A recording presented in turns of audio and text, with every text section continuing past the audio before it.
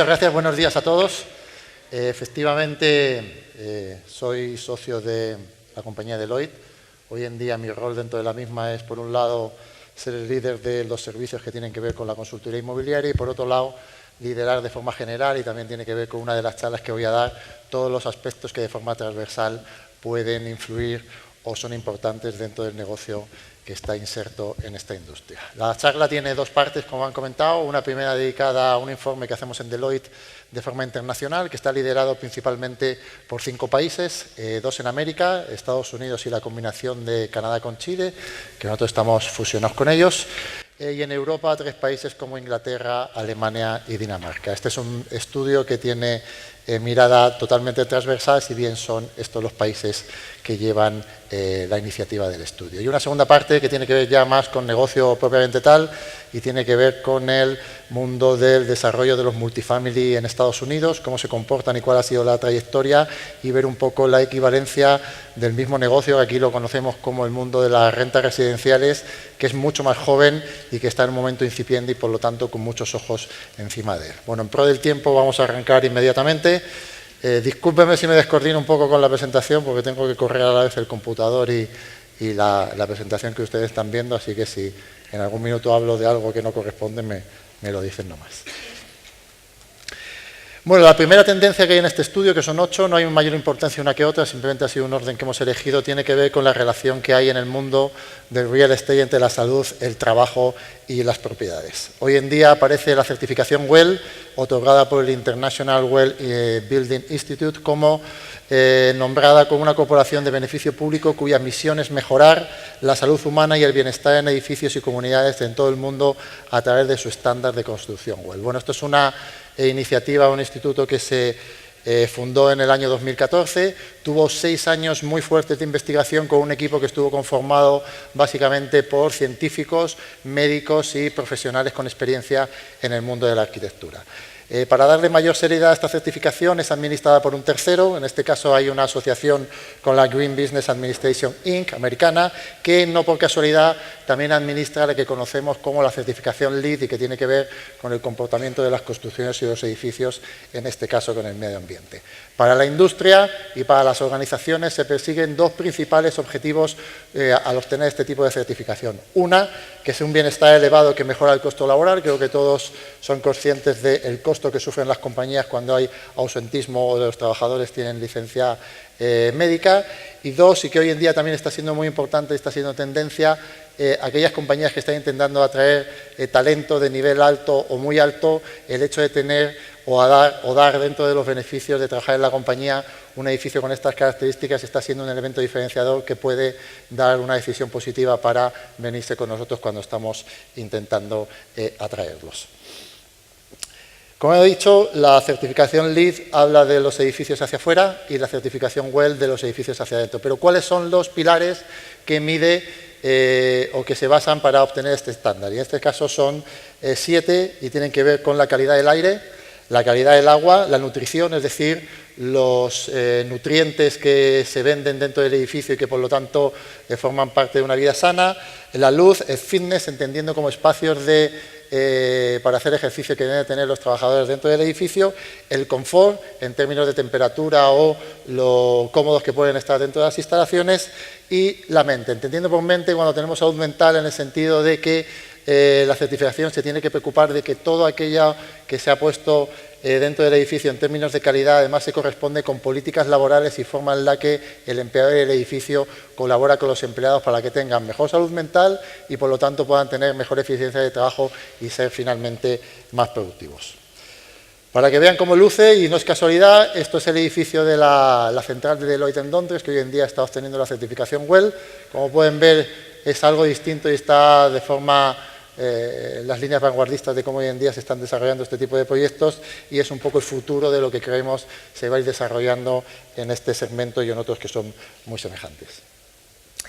La segunda tendencia, y que es bien importante y afecta de manera notoria a la industria, es el mundo del robotics, conocido internacionalmente con las siglas de RPA, que es Robotic Process Automation, y que no tiene más que bajarlo a la escala de comunicación más simple y al final es un software que automatiza procesos que hoy en día hacen los humanos y que no generan valor agregado.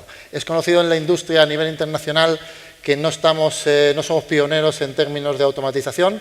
Hay muchas otras industrias que están muy por delante, probablemente por el hecho de que el modelo constructivo desde el origen es bastante artesanal y hemos ido siguiendo un poco de alguna manera esa tendencia. ¿Qué impulsa este tipo de servicios de robótica? En general la Big Data, el mundo del analytics, que hoy en día está tan fuerte dentro de las organizaciones para analizar la información, lo que conocemos como IoT, que es el Internet de las cosas, es decir, cómo nos comunicamos con los objetos y algunos medios que tenemos dentro de los edificios, y por último la automatización cognitiva, que es un poco de robótica, o sea, la misma robótica, perdón, pero terminando ahora de darle la opción de tomar decisiones con pensamiento humano. ¿Qué nos va a aportar este tipo de servicios dentro de la industria? Bueno, hay un consenso general de que para nosotros las mejoras que podemos obtener en diferentes partes del proceso son significativas. Esto es un panel muy general que no voy a entrar, pero que muestra las 36 áreas aproximadas que podemos movernos dentro de los servicios de real estate, dividido por las diferentes clasificaciones que pueda tener. Hay 9 que son consideradas como de alto impacto, que pueden sufrir en mejora cuando apliquemos estas técnicas, 17 de medio y 6 de bajo. Como pueden ver, en las áreas de soporte, que es la parte inferior, tenemos 4 de los 9, en lo que quiere decir que nuestras áreas de soporte de las operaciones de nuestra industria realmente tienen mucho por mejorar. La tercera tendencia, y esta es bien importante y de repente no se le da todo el empuje que debiera, pero realmente nos hemos dado cuenta que tiene gran trascendencia. ¿Quiénes son los tomadores respecto de cómo van a ser nuestros edificios en el presente y en el futuro? Si hacemos una línea de tiempo respecto de cómo venía desarrollándose esto, venimos del pasado, donde el dueño o el jefe era básicamente el que tomaba las decisiones de dónde se compraba, tamaño, mobiliario y todo, y finalmente iban los empleados a trabajar bajo lo que estaba. En algún minuto se incorporó el director financiero, esto más por una necesidad que por una invitación, puesto que se trata de inversión y por lo tanto tiene que pasar por el mundo de las finanzas, pero hoy en día ha habido un cambio muy relevante porque hay 3 actores nuevos que están en esta mesa de toma de decisiones, que son los responsables de tecnología, porque hay una implementación importante de tecnología en los edificios, los responsables de información para entender bien cómo funcionan las compañías y todos sus usuarios, es decir, sus trabajadores, y finalmente, y no menos importante, sino muy importante, el responsable de recursos humanos, que al final es el que transfiere toda la información de lo que quiere la organización. Por lo tanto, en el futuro, esta mesa de trabajo estará compuesta principalmente por estos 5 puestos dentro de la organización. El coworking y la necesidad de los edificios inteligentes es un tema que realmente está siendo tendencia de las más importantes dentro de todas las que estamos viendo. El mundo del coworking o trabajar en ambientes de colaboración es un tema bien importante. Hay una definición de Wikipedia que la pueden ver ustedes, no es tan interesante. A mí me gusta más quedarme con la definición que los mismos que trabajan en este tipo de comunidades ellos han desarrollado, que es el coworking es una filosofía de trabajo y de vida, que permite a los profesionales de diferentes sectores compartir un mismo espacio de trabajo sin perder su independencia. Es verdad que hay muchos tipos de coworking, o quizá la palabra coworking todavía no está bien introducida en el mercado para entender cuál es el alcance, pero en lo general, para que un edificio o una construcción se pueda definir como un lugar de coworking, tiene que cumplir al menos estas 6 características. Una, tiene que haber un entorno de convivencia y respeto, esto es básico.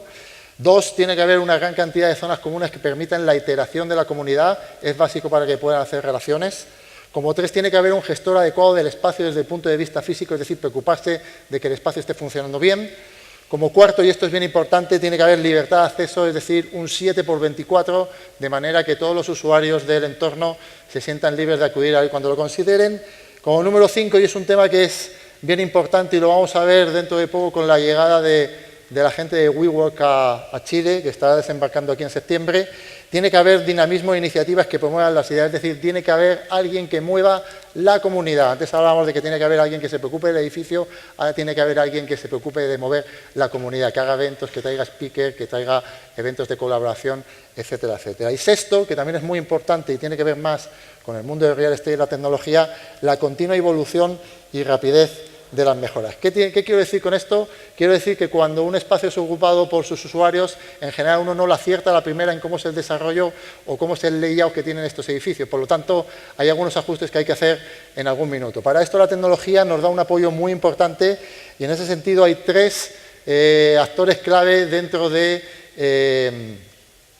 un proyecto para poder hacer las mejoras de forma continua. Los usuarios, que son quienes nos van a dar parte de la información a través normalmente de sus celulares y el uso, los sensores, todos los sensores que hay en este tipo de edificios están conectados por Internet a los computadores centrales y la información. Es decir, son edificios inteligentes que nuevamente a través de las tecnologías de IoT, el Internet de las cosas y el Analytics que nos permite obtener información, realmente vamos a llegar en tiempo muy rápido a las mejoras para poder aportarles mejor temperatura, luz, ocupación, funcionalidad, diseño, eficiencia y finalmente precio. Tengan ustedes en cuenta que hay algunos espacios de coworking que tienen la capacidad de cambiar en espacio de días cuando realmente el layout que se ha hecho no es el óptimo para el uso que están dando los usuarios. ¿Cómo luce un espacio de coworking moderno? Bueno, esto es una sesión que me hice de un edificio de la gente de WeWork, que como he comentado van a estar aquí desarrollando su modelo de negocio desde septiembre y obviamente pues uno cuando ve este tipo de fotos pues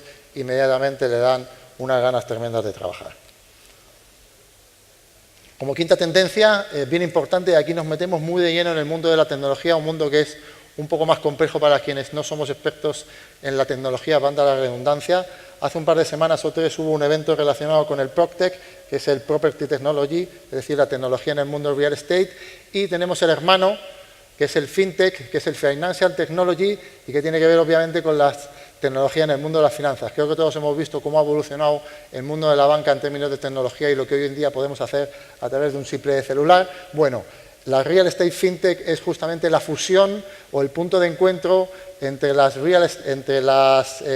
PropTech, las Property Technology y las FinTechs, las Financial Technology. En general, las compañías tradicionales en la industria inmobiliaria deben abrazar el mundo de las FinTech con el objetivo de manejar su operación de forma eficiente. No voy a entrar en detalle de esto, pero el mundo transaccional está enfocado ya hacia una dirección de tecnología y a que todas las transacciones o una gran parte se empiecen a desarrollar en entornos de este mismo medio.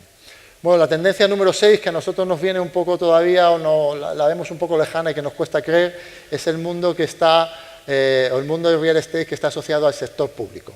Hace muchos años ya que el sector público está mirando al sector privado respecto de las mejoras que estos están teniendo y cómo se ve que nosotros mismos muchas veces cuando tenemos que ir a alguna institución hacemos un pequeño viaje al pasado para transportarnos a oficinas o formas de trabajar que hace ya mucho tiempo que no vemos en nuestros lugares de trabajo. Bueno, en general el sector público está bastante descentralizado, ineficiente, en general esto provoca unos aumentos de costos bastante relevantes. Hoy en día están mirando y están intentando replicar el sector privado, casi todos los privados somos clientes del sector público, por lo tanto la comunicación con nosotros es rápida y directa. Están intentando aprender y asesorarse, por lo tanto están buscando compañías de consultoría inmobiliaria que les puedan aportar ayuda en este salto rápido y grande que tienen que hacer. La tecnología se han dado cuenta inmediatamente que es un factor fundamental para poder dar este salto y, en definitiva, como punto final, están buscando un mejor futuro que, en el fondo, será un futuro mejor para todos, puesto que todos formamos parte del sector público. Aquí nosotros quisimos hacer una encuesta como Deloitte a nivel mundial para entender cómo el sector público veía el sector privado en términos de poder ser sus asesores en este salto que tienen que dar desde sistemas un poco más anticuados a los sistemas modernos para utilizar el mundo del real estate. Y en ese sentido nos llevamos una grata sorpresa porque de la encuesta el 29% de las respuestas fue que nos consideraban un asesor con cierto nivel de importancia, el 45% pensaban que debíamos de ser un socio estratégico que nos acompañara en todo el proceso desde el pensamiento hasta la ejecución total del mismo, solo un 5% ya nos consideraban que éramos gestores de tareas sin mucho valor agregado y un 21% nos consideraban que éramos visionarios y por lo tanto les podíamos transportar ya no solo a lo que se está haciendo hoy, sino un poquito más allá en cuanto a las tendencias que se vienen. Esto es un ejemplo claro. Esto es una asesoría que hicimos en Deloitte en Ámsterdam en 2017 a la alcaldía de esta ciudad y pueden observar claramente cuál es el cambio respecto de los modelos que conocemos respecto del sector público a este que tenemos aquí en esta imagen.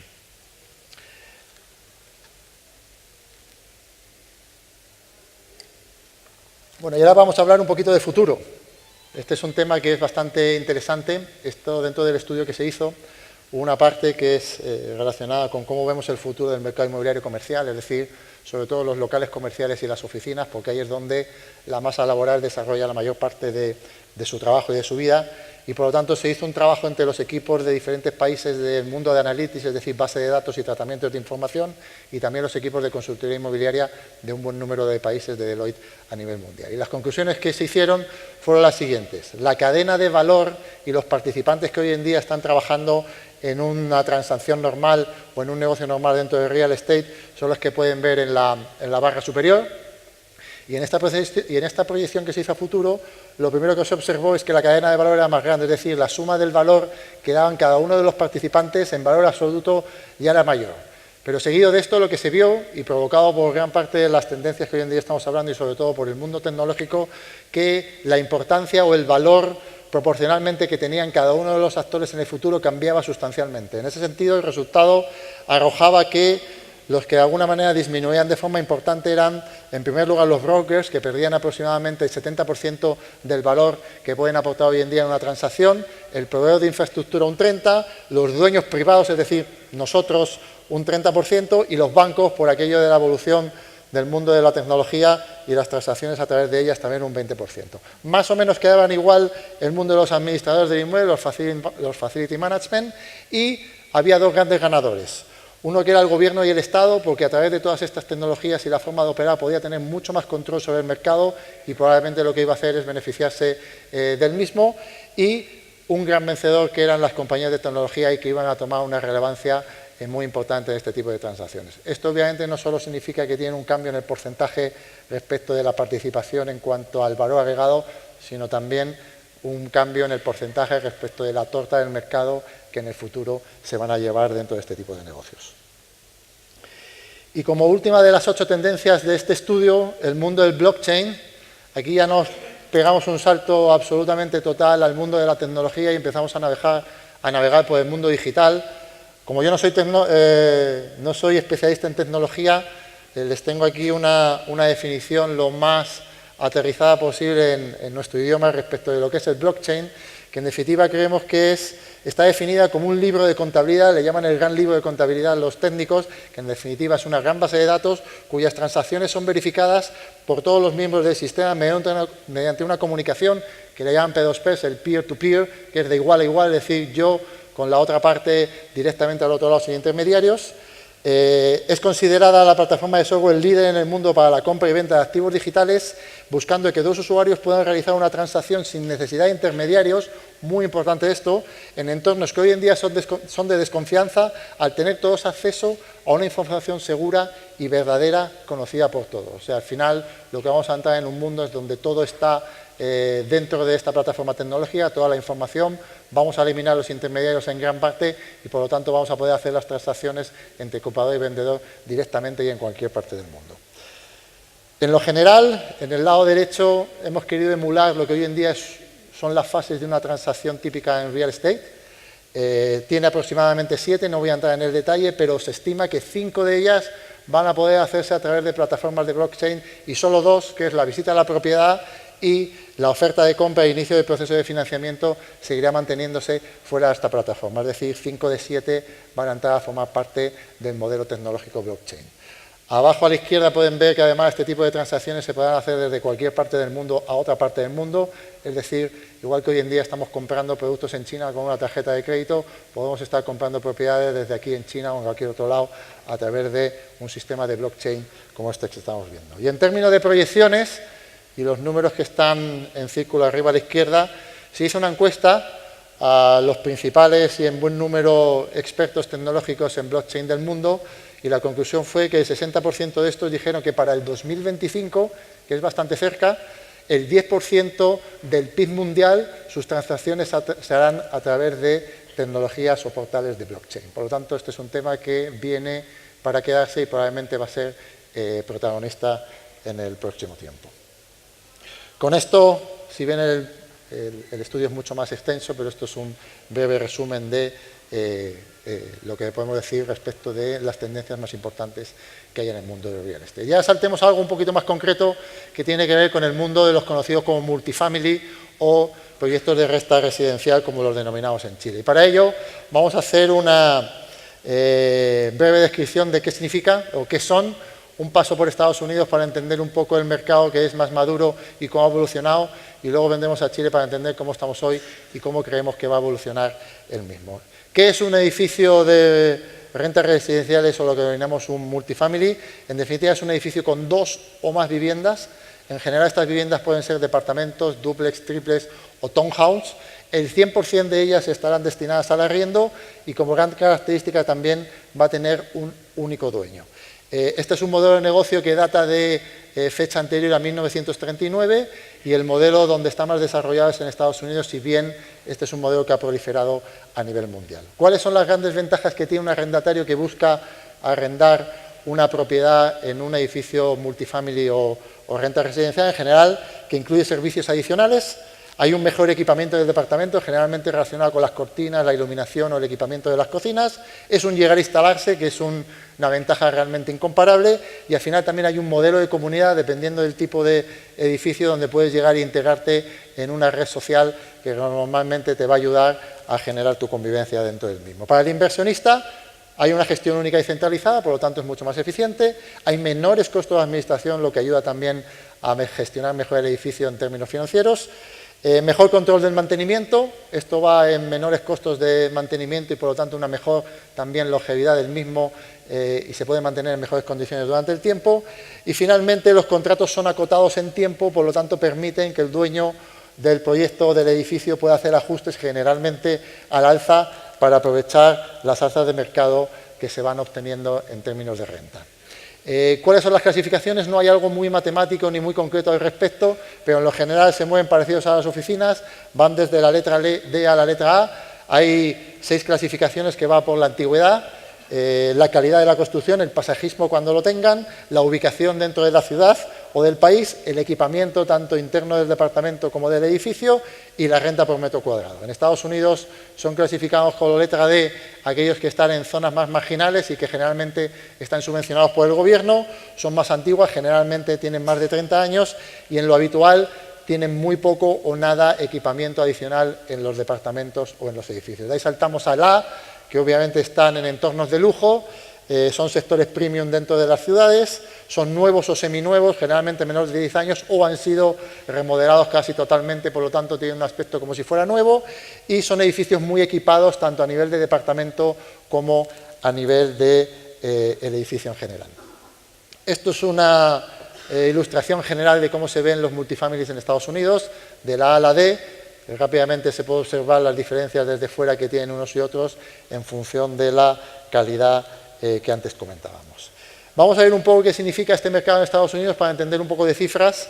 En lo general, y teniendo en cuenta lo que es el destino de la inversión privada de las nuevas construcciones, en el año 2000 solo el 11% de la inversión estaba destinada a los proyectos multifamily. Hoy en el 2016 es ya el 20%, lo que significa que hay una inversión de aproximadamente 62.000 millones de dólares en el periodo agosto 2016 a 2017. En términos de qué significa el arriendo como negocio y como contribución al PIB de Estados Unidos, entre el año 2000 y el 2006 más o menos era un 2.2% del PIB y hoy en día en el 2016, casi en la actualidad, está significando el 2.8%, lo que en términos numéricos son 519.000 millones de dólares anuales, es decir, un importante negocio. Si ahora clasificamos los edificios multifamily por antigüedad y por la cantidad de unidades que tienen dentro, podemos obtener esta clasificación, que se ve un poco compleja, pero a la izquierda la columna,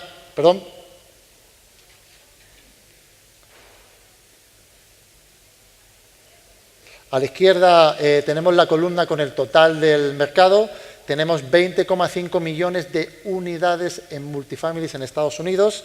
A la derecha he querido marcar los edificios que están relacionados con aquellos que tienen 50 unidades o más, que son los que más se van a parecer a los que tenemos hoy en día en Chile.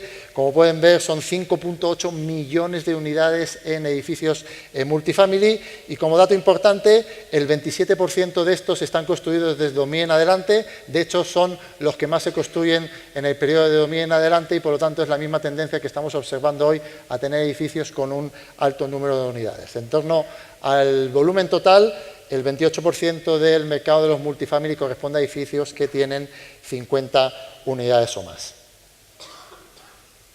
En términos de arrendatarios y propietarios en Estados Unidos, datos importantes para ver un poco cuál es el reparto. Hay 118 millones aproximadamente de hogares en Estados Unidos, de los que el 37% se destina al arrendamiento. En términos de residentes, son 315 millones y la cifra no varía mucho, un 35%. Como grandes números para que nos quedemos un poco en mente, el 17% del total de los hogares en Estados Unidos son multifamily, el 47% del total de los hogares que están en tenencia de arriendo están en edificios de multifamily, el 48% de las unidades en edificios de multifamily están en edificios que tienen 20 o más unidades, privilegiando aquellos edificios que están con mayor volumen, y el 22% de los arrendatarios totales viven en edificios multifamily con 20 unidades o más. Para entender un poco también cómo es la producción en Estados Unidos de este tipo de proyectos, aquí pueden ver cómo desde el año 2011 y después de la crisis que ya todos conocemos del año 2008, la producción de proyectos y unidades en multifamily ha tenido un crecimiento del 17.8% anual. Son 347.000 las unidades que entraron en el año 2017, 347.000, y además se aprobaron proyectos en el 2017 para desarrollar edificios multifamily que van a aportar 411.000 unidades más. Es decir, para hacer un cálculo rápido, se construye a ritmo de una vivienda por cada 907 habitantes en un mercado que ya está considerado como relativamente saturado. Esta es la relación que tiene el precio de la vivienda con el arriendo de la vivienda. Como pueden ver, se comporta más o menos en la misma línea, con unas tendencias bastante parecidas.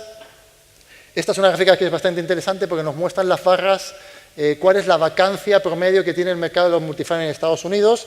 La última barra muestra el 8,6%, viene de una cantidad un poco menor, pero aproximadamente se mueve en el 8%. Y un dato bien importante es cómo se comportan los edificios nuevos cuando entran al mercado. Es decir, cuando los ponemos a funcionar, a los 3 meses ya tienen aproximadamente el 60% de las unidades colocadas y a los 6 meses aproximadamente el 80%. Por lo tanto, tiene una colocación que podríamos considerar bastante rápida. Respecto a la relación entre la vacancia y el precio, algo muy lógico: cuando baja la vacancia sube el precio, porque por lo tanto hay menos oferta y por lo tanto estamos dispuestos a pagar más por los que quedan hoy en día disponibles. Respecto a quiénes son los tenedores o los dueños, de este tipo de proyectos, hemos hecho 2 grandes grupos: los que son edificios entre 5 y 49 unidades, donde vemos que están mandando con un 34% los inversores individuales. Llama la atención que inversores individuales puedan entrar a este tipo de inversiones, que son de un tamaño más o menos relevante, y el 47% corresponden a compañías privadas en diferentes tipos de asociación para enfrentar este tipo de inversiones. Si ya saltamos a edificios más grandes, con 50 unidades o más, ya el inversionista individual pierde fuerza, lógicamente, ya solo se queda un 7%, y ese 68% donde los inversores privados en diferentes asociaciones entran a participar en este mercado. Un dato bien relevante que les interesará mucho es entender cómo el mercado de Estados Unidos entiende el riesgo a la hora de fijar los cap rates conocidos como tasas de capitalización. El cap rate sabemos que es el NOI partido por el valor razonable del mercado, entendiendo el NOI como el Net Operation Income, es decir, el resultado neto operativo anual. Y como pueden ver en lo rápido y más allá de los números, la curva azul, que es la que habla de los multifamily, siempre está por debajo. ¿Qué significa esto? Que es la que el mercado considera que tiene menos riesgo y por lo tanto está dispuesto a capitalizar a un cap rate más bajo y obtener un valor del inmueble más alto. Bueno, ¿qué está ocurriendo en Chile rápidamente para entender qué tan lejos o cerca estamos del mercado norteamericano y hacia dónde podemos ir? En términos de historia, y muy rápidamente, tenemos una historia muy cortita. Aproximadamente tenemos actividad desde el año 2013, es decir, solo 5 años. Aproximadamente hoy en día hay 19 proyectos en operación, si bien hay otro buen número en construcción a punto de entrar y en el pipeline de nuevos proyectos. El tamaño promedio del proyecto es de más de 200 unidades, es decir, nos hemos pegado un salto inmediato a los edificios con alto volumen de unidades dentro de los proyectos. La rentabilidad esperada aproximada se mueve en el UF más 5 y el UF más 6, y hoy en día la participación de mercado que tienen los multifamily dentro del mercado de arriendo en Chile es menor al 1%. Por lo tanto, la oportunidad para este tipo de inversiones es altamente grande. ¿Cuál es la distribución de estos proyectos en cuanto a la ubicación? Tenemos 19, 11 están en Santiago, que representan el 58%, 4 en Independencia que es más o menos el 21%, y el resto repartido por Ñuñoa, San Miguel, La Florida y Quinta Normal. Respecto de las unidades, 4.000. Si recuerdan, en el mercado de Estados Unidos hay más de 20,5 millones, por lo tanto, estamos significativamente lejos y no tanto en tamaño de país. Santiago concentra aproximadamente 2.631 unidades, que es el 65%, e Independencia le sigue con las 936, es decir, todavía un mercado muy pequeño. ¿Y dónde se ubican? Pues pregúntale al metro. En definitiva, todo este tipo de proyectos están privilegiando las ubicaciones que están cercanas a la línea de metro. Ahí ven los puntos verdes con una estrella, los que tienen un número donde se aglutinan 3 proyectos en casi el mismo espacio, por lo tanto están englobados dentro de este punto, pero ubicación cercana a líneas de metro y obviamente caminando. Algunos ejemplos. Este es un proyecto de multifamily llamado Soho en el barrio Italia. Me llama la atención este porque es el que más se parece al mundo que conocemos como los hoteles. De hecho, tiene un lobby tipo hotel, tiene amplios espacios comunes, tiene gimnasio, piscina panorámica, tiene quinchos, tiene estacionamientos con bicicleta, tiene wifi en las zonas comunes, tiene lavandería, bicicletero, etcétera, etcétera. Es decir, se ha asemejado bastante a lo que hoy en día podría ser un aparhotel o un hotel en funcionamiento respecto de la operación. Otro que es bien interesante dentro de los 19 es el que se denomina Living y que está enfocado a los estudiantes. Esto está desarrollado por una compañía extranjera con experiencia fuera del país. Son 144 departamentos con más de 350 estudiantes. En general, casi todos son extranjeros y menores de 30 años y pueden entrar en modelo de compartir el departamento o en el modelo de tener un departamento propio. También en este caso, el mundo de los amenities es bastante alto y sobre todo el mundo de la comunidad para introducir a los nuevos estudiantes dentro de Chile y de las comunidades de Chile es un tema relevante en el funcionamiento del mismo. Bueno, ¿cuál es hoy en día el escenario en Chile respecto del mercado? Según las encuestas, en el año 2012 el 20% de los hogares tenían una tenencia de arriendo. Hemos saltado al 2017 al 25%, ha sido un salto bastante grande en poco espacio de tiempo. En cuanto a qué es lo que están buscando hoy en día la gente que, valga la redundancia, está buscando una propiedad, en general departamento, en general que esté céntrico, entendiendo por céntrico aquello que está cercano al lugar de trabajo. Perdona.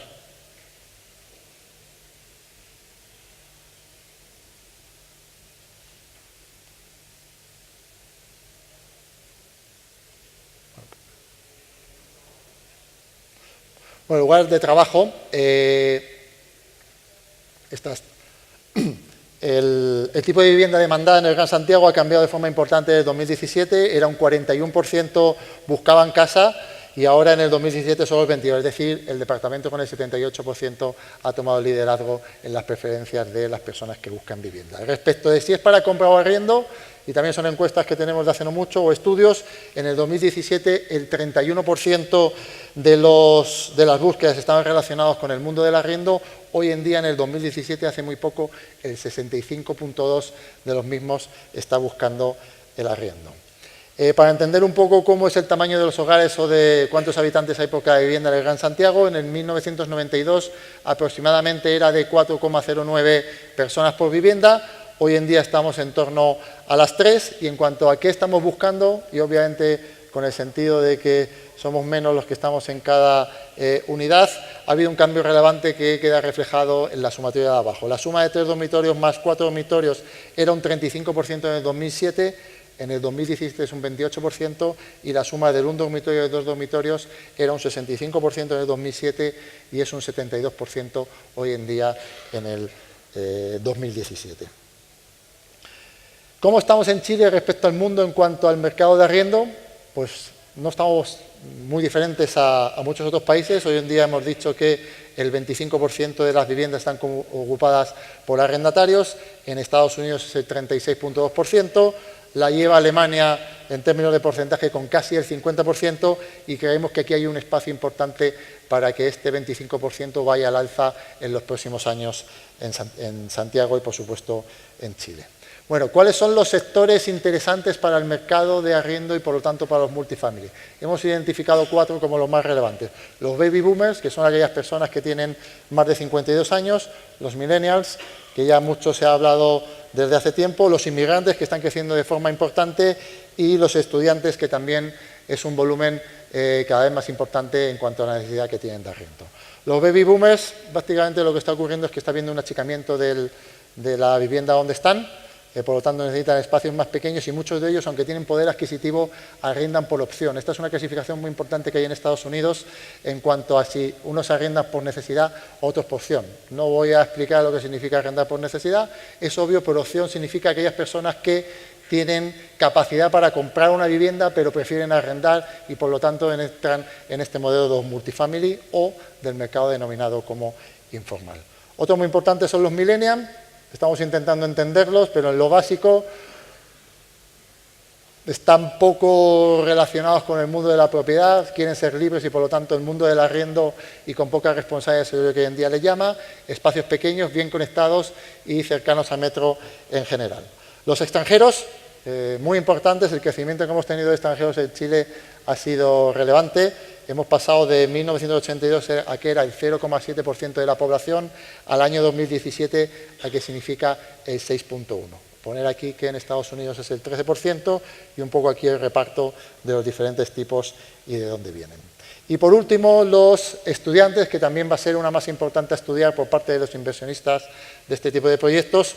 Hoy en día hay 23.000 estudiantes de regiones en el 2018 llegando a Santiago y 30.000 estudiantes del extranjero que están llegando también a Santiago, a zonas de universidad para poder trabajar o estudiar, en el país. Por lo tanto, es un mercado que también tenemos que estar observando rápidamente para poder adaptarnos a ello. Y bueno, como puntos finales y un poco como conclusiones al respecto, esta es una comparativa de todo lo que hemos visto hasta ahora respecto del mercado de Estados Unidos y el de Chile. No tendría por qué ser muy diferente en la evolución. Otra cosa va a ser cuánto es el tiempo que vamos a tardar en llegar a niveles parecidos.